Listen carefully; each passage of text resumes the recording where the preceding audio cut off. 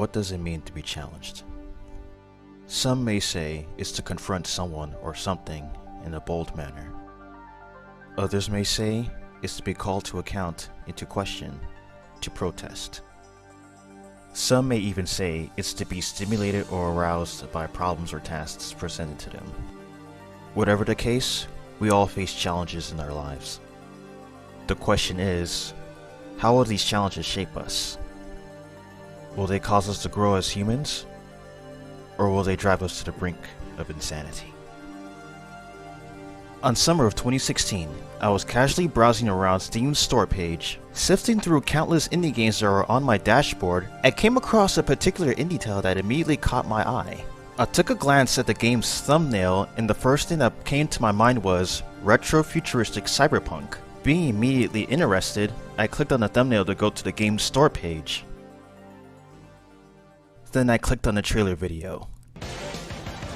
Show off your skills and reflexes in this fresh twist on the gallery shooter game. Add to cart, purchase for myself, purchased, done, sold. And upon launching the game for the first time and hearing that music, I was enamored. It's a 2D arcade-style cover-based shoot-'em-up. Think something like Wild Guns, throw some Mega Man in the mix, and then blend it in with 16-bit bullet hell goodness. Developed and published by Spain-based company DYA Games. This is Bot Vice.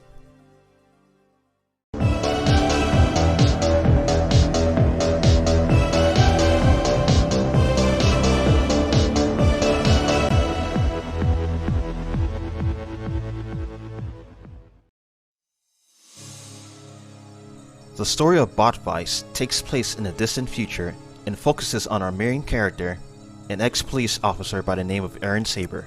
At the age of 28, she lost her partner and her right arm in battle while pursuing a criminal mercenary group called the Wild Bots. On one night, Erin was peacefully playing through a game. Mission accomplished. Yahoo! Yes, finally! When suddenly, the TV signals were hijacked, interrupting her play session. No, not now! Come on! A diabolical villain named Lunatic has taken over the Tominaka Plaza building, holding it for a non-negotiable ransom in the amount of 100 billion bot coin, or else he'll blow up said plaza building. Wait a minute. Bot coin? Kinda like Bitcoin? But isn't one Bitcoin like the equivalent of like a ton of like dollars or something like that? So is Botcoin worth a bunch of Bitcoin? I don't know, whatever. If anyone chooses to challenge Lunatic's demands, they'll have to deal with his army of mechanical minions. Now, equipped with a new versatile bionic arm, Erin seeks revenge on the metal menace that threatens the Tominaka Plaza building, and Bot City in its entirety. Come on, there's no time.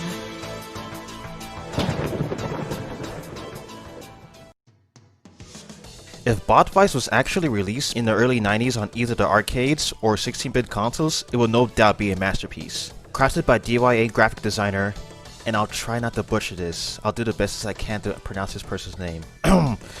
Alberto Viches-Carpio has created some of the most eye-catching, mesmerizing pixel art that elegantly captures the essence of the 16-bit era. From the in-game sprites to even the ones featured in the cutscenes. The colors are bright and vibrant and would look really good even on a CRT monitor or television. Even the way everything animates looks really good. All of the game's visual aesthetics are heavily complemented with the game's audio. Bot Vice does feature voice acting, and while cheese-tastically campy, it's good enough and gets the job done. Now, you may be brainless, but I'm not. There's something more. Of course there's more. The pleasure of killing you. And with writing so cornball, it's so... One more thing for those of you who are fans of the theatrics.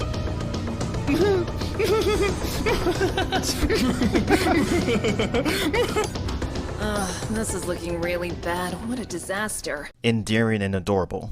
And what's a retro-inspired game released in 2016 without its Easter eggs and references to other franchises? But what are you going to do now?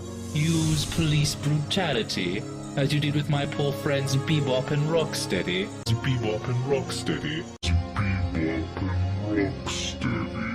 The sound effects designed by, and I'll try not to butcher this neither, Daniel Vichescarpio, which is probably Alberto's brother, I believe, are crisp, intense, and will rock your ears off. And speaking of rocking your ears,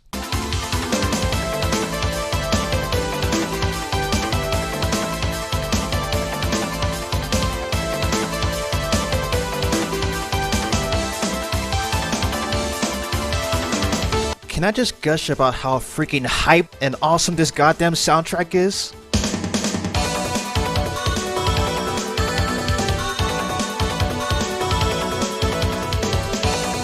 Thanks to Swedish BGM composer and remixer Dominic Ninmark, you'll be jamming out to a euphoria of the 80s and 90s melodic goodness.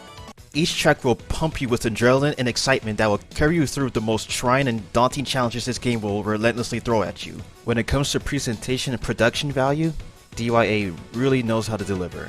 It's simply marvelous. During gameplay, Aaron's saber is locked into one plane. Within this plane, you can only move left and right. It's a similar style to something like Space Invaders. There are also barricades you can hide behind by pushing and holding up on the control stick or D-pad. This is essential if you want to avoid enemy fire. Be very careful though, these barricades are destructible and you want to hide behind cover very sparingly. Aaron can also perform a dodge roll. During a roll, players are invincible against enemy fire. Like taking cover, dodge rolling is an essential maneuver that will really save your ass, so you'll want to do it often. There is also Aaron's beam saber. The saber is perfect for striking down nearby enemies. It also destroys projectiles. But how can we forget Aaron's trusty bionic arm cannon? Sure, you can't charge it up like a buster, but the quicker you tap the fire button, the quicker you shoot. This is yet another thing to keep in mind. Also, holding down the right bumper, or RB, will lock onto the nearest enemy. This comes in handy for dealing with specific foes at a time.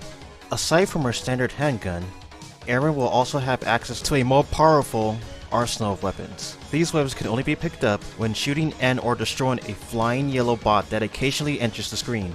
These weapons consist of a machine gun, spread shot, flamethrower, rocket launcher, and grenades. However, unlike the handgun that has infinite ammo, these weapons are limited. If a particular weapon is still in your arsenal, picking up the icon of said weapon will add more to its ammo.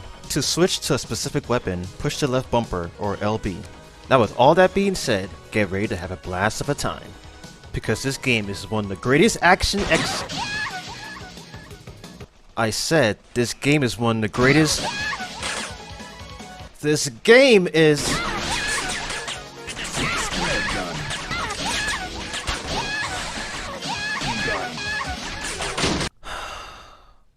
Okay, I have to get this off my chest. This game will kick your ass, punch you in the nuts, and pile drive you right into the goddamn pavement! I hope you've taken in all the game's tips I mentioned before, because this game is gonna take you straight to hell. No, really, this is not a joke. You're gonna be dying a lot. This game does not mess around. Hell, at one point, BotDevice's Steam page actually said something along the lines of, "This game is not for relaxing." That's right, your absolute attention, energy, and sharp reflexes are the very things this game demands from you.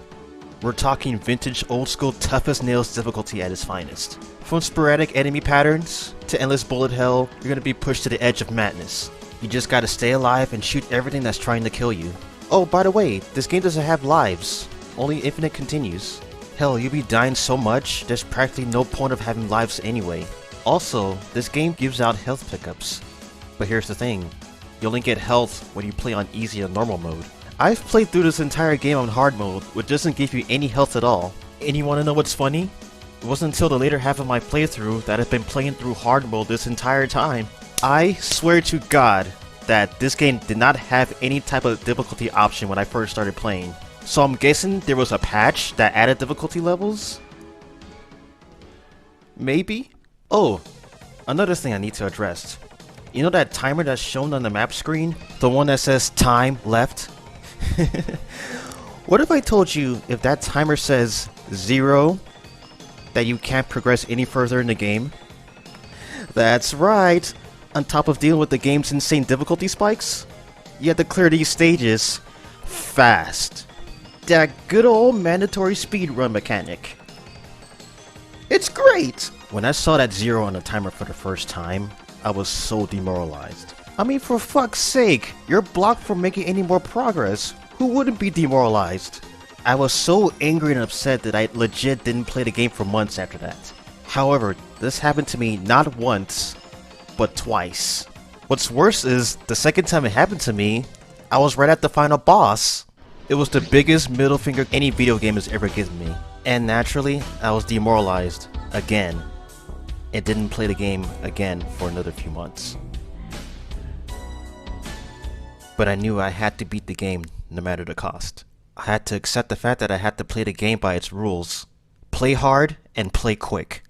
So, to make up for expired time, had to painstakingly replay past stages and finish them in a faster time in order to earn more time back that I lost, and then begin the final stage of the game. Enter Lunatic, the final boss. Now, for the sake of other players' experiences, I will not give out any tips how to beat the final boss. I want to challenge you all to fight him using your own methods, or look up player guides. If you've beaten the final boss, I sincerely hope your heart and soul is filled with cathartic satisfaction, because you've beaten what I like to call, in my opinion, one of the most hardest games I've played in recent years. After you clear the main campaign, you unlock extra missions. These missions consist of reskinned, modified versions of the ones featured in the main game. Basically, it'll give you a second helping of masochism. Aaron Saber will even be given a new color palette. Man, what can I say about Bot Vice? I honestly believe it's a true indie gem that deserves more spotlight. It's freaking awesome. Great graphics, great soundtrack, and intense gameplay. Hell, it even received a port on the Nintendo Switch recently. For those just wanting to take it easy, I suggest easy and normal mode. But for those who want more of an old school feel, or if you're a masochist, I recommend hard mode. In my opinion, beating this game on the hardest difficulty setting was one of the greatest feelings I ever had. All in all, regardless of the painful trials I've endured in this game, I'm proud to own in my library my favorite indie game of 2016. Thank you for watching Pixel Compendium. This is Enigma Cat signing out. Stay vibrant, peeps.